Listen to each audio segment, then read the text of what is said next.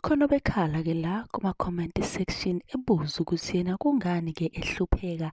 Yena-ke akayazi injabulo nasemndenini wakhe impela engazuthi konke akuhambi kahle. Base-ke baziwa njengomndeni-ke oyihluphekelayo endaweni obukelwa phansi. Mlaleli, namhlanje-ke uzophenduleka lo mbuzo obuzwe ngomunye-ke wabalandeli la kwi-comment section. Ngizokhuluma-ke ngamanzi amnyama.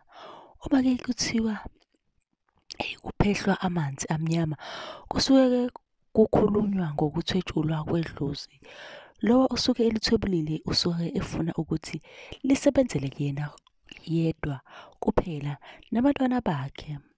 Kungaba-ke umuntu osemndenini oyisihlobo noma-ke ugobela umuntu okuthwasisayo noma okusizayo ngento thizeni eziphathelene-ke nento zomoya. Kwenzeka kanjena-ke uma kuthwetshula idlozi. Noma-ke singahlobana kangakanani kodwa-ke lowo muntu uyakwazi ukuthi athathe idlozi lakho lisebenzele yena. Uma-ke asazi kahle isibongo sakho nezithakazelo, hawu, lowo muntu usuke eqedile ngawe. Kufana-ke nomuntu wasekhaya, kuba lula ukuthi-ke aphehle amanzi amnyama ngoba uwazi yonke into ngawe. Lo muntu-ke osuke ephehla amanzi amnyama uphahlela idlozi lasekhaya noma elakhe alibise ngezithakazelo, akhulume nalo, alithembise-ke ukuthi uzolenzela konke elikufunayo idlozi, wena ongeke ukwenze, ohluleka ukuthi-ke ukwenze.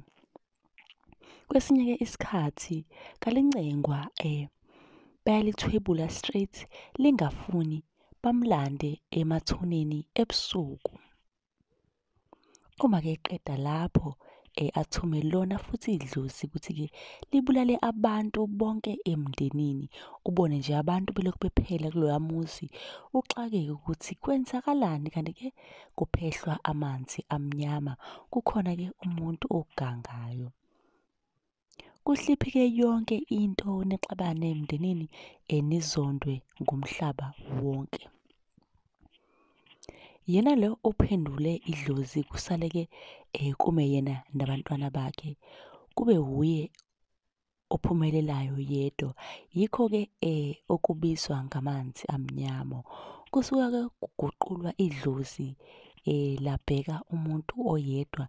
Lina-ke seniyizitha edlozini, ningaze-ke niphahle, nisonte, nize-ke nihlabe phansi ngamakhanda. Lutho-ke impumelelo, niyenze-ke imicimbi, nenze konke enizama ukwenza, kodwa-ke lutho impumelelo, lutho okuhle. Abantu bayaphela ngoba phela idlozi alisaninakile selingale komunye umuntu. Uma-ke qeda-ke lowo mthakathi uyaye-ke eye emfuleni alilahle idlozi, alitshele ukuthi alihambe liyohlala kusibanibani, yena ngeke esakwazi ukuphila nalo.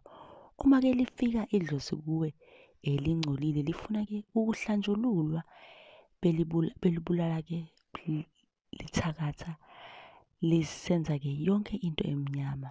Yingakho-ke kuyingozi ukuthwasa noma-ke ukwamukela ubizo uma-ke ungageziwe.